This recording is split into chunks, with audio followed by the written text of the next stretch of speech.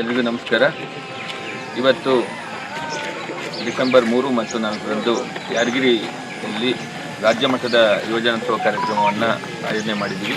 ಈ ಕಾರ್ಯಕ್ರಮವನ್ನು ಯಾದಗಿರಿ ಜಿಲ್ಲಾಡಳಿತ ಮತ್ತು ಯುವ ಸಬಲೀಕರಣ ಮತ್ತು ಕ್ರೀಡಾ ಇಲಾಖೆ ವತಿಯಿಂದ ಆಯೋಜನೆ ಮಾಡಲಾಗಿದೆ.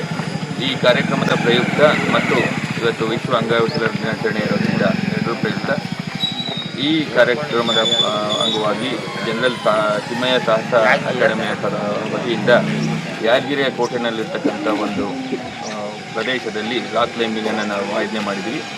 ಒಂದು ರಾಕ್ ಕ್ಲೈಂಬಿಂಗ್ ಪಾರ್ಟಲ್ಲಿ ನಾವು ಉಚಿತವಾಗಿ ಯಾದಗಿರಿ ಜನರಿಗೆ ಮತ್ತು ಈ ಇಂಟ್ರೆಸ್ಟ್ ಇದ್ದವ್ರಿಗೆ ರಾಕ್ ಕ್ಲೈಂಬಿಂಗ್ ಯಾವ ರೀತಿ ಮಾಡಬೇಕು ಅನ್ನೋದ್ರ ಬಗ್ಗೆ ಒಂದು ಚಿಕ್ಕ ತರಬೇತಿಯನ್ನು ಕೂಡ ಕೊಡ್ತೀವಿ ಮತ್ತು ಒಂದು 10 ಮೀಟರ್ಸ್ ಹತ್ತುವಂಥ ಒಂದು ಕಾರ್ಯಕ್ರಮವನ್ನು ಕೂಡ ಅವ್ರಿಗೆ ಉಚಿತವಾಗಿ ಆಯೋಜನೆ ಮಾಡಿದ್ವಿ. ಅದ್ರ ಜೊತೆಗೆ ಇವತ್ತು ಒಂದು ಜನರಲ್ ಸಾಹಸ ತಿಮ್ಮಯ್ಯ ಅಕಾಡೆಮಿಗೆ ಬರುವಾಗಿ ಏನು ತಾವು ನೋಡ್ತಾ ಇದ್ದೀರ ದೊಡ್ಡ ಬೆಟ್ಟ ಇದೆ, ಅದರಲ್ಲಿ ಒಂದು ರೂಟಲ್ಲಿ ಇಬ್ಬರು ವಿಭಾಸ್ ಮತ್ತು ಸುನೀತಾ ಅನ್ನುವ ಇಬ್ಬರು ರಾಕ್ ಕ್ಲೈಂಬರ್ಸು ಅದನ್ನು ಹತ್ತುವಂಥ ಕೆಲಸವನ್ನು ಈಗ ಪ್ರಾರಂಭ ಮಾಡಿದ್ದಾರೆ. ಅವ್ರಿಗೆ ನಾನು ಈ ಸಂದರ್ಭದಲ್ಲಿ ಶುಭಾಶಯಗಳನ್ನು ಕೂಡ ಹೇಳೋದಕ್ಕೆ ಇಷ್ಟಪಡ್ತೀನಿ. ಇದು ಯಾದಗಿರಿ ಬೆಟ್ಟ ಕೋಟೆ ಏನಿದೆ ಭಾಳ ಸುಂದರವಾಗಿದೆ ಮತ್ತು ರಾಕ್ ಕ್ಲೈಂಬರ್ಸ್ಗೆ ಭಾಳ ಇಂಟ್ರೆಸ್ಟಿಂಗ್ ಆಗಿರ್ತಕ್ಕಂಥ ಪ್ಲೇಸ್ ಇದು.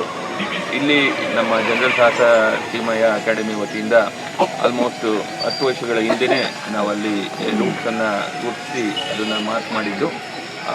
ಕೆಲವು ಮಧ್ಯದಲ್ಲಿ ಅಲ್ಲಿ ಹಚ್ತಾಯಿದ್ರು. ಇವಾಗ ಯುವಜನೋತ್ಸವ ಇರೋದ್ರಿಂದ ಇವತ್ತು ಒಂದು ಕಂಪ್ಲೀಟ್ ಒಂದು ರೂಟಲ್ಲಿ ಕ್ಲೈಮ್ ಮಾಡಿದ್ರೆ ಈ ಪ್ರದೇಶ ಮುಂದಿನ ದಿನಗಳಲ್ಲಿ ರಾಕ್ ಕ್ಲೈಂಬರ್ಸ್ಗೆ ಬೇರೆ ದೇಶದ ಬೇರೆ ಬೇರೆ ಭಾಗಗಳಿಂದ ರಾಕ್ ಕ್ಲೈಂಬರ್ಸ್ ಬಂದು ಹತ್ತೋದಕ್ಕೆ ಒಂದು ರೀತಿಯ ಒಂದು ಮೋಟಿವೇಶನ್ ಆಗುವಂಥ ಕಾರ್ಯಕ್ರಮ ಆಗುತ್ತೆ ಅಂತ ತಿಳ್ಕೊಂಡು ಇವತ್ತು ನಾವು ಇಬ್ಬರು ರಾಕ್ ಕ್ಲೈಂಬರ್ಸು ನಮ್ಮ ಜನರಲ್ ಸಾಹಸ ತಿಮ್ಮಯ್ಯ ಅಕಾಡೆಮಿ ವತಿಯಿಂದ ಅವರು ಇವಾಗ ಕ್ಲೈಂಬಿಂಗನ್ನು ಶುರು ಮಾಡಿದ್ದಾರೆ. ಭಾಳ ಕಷ್ಟವಾಗಿದೆ, ತಾವು ಕೂಡ ನೋಡ್ತಾ ಇದ್ದೀರಾ.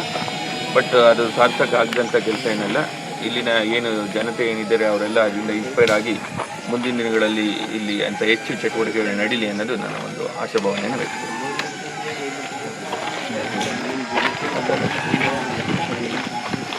ಓಕೆ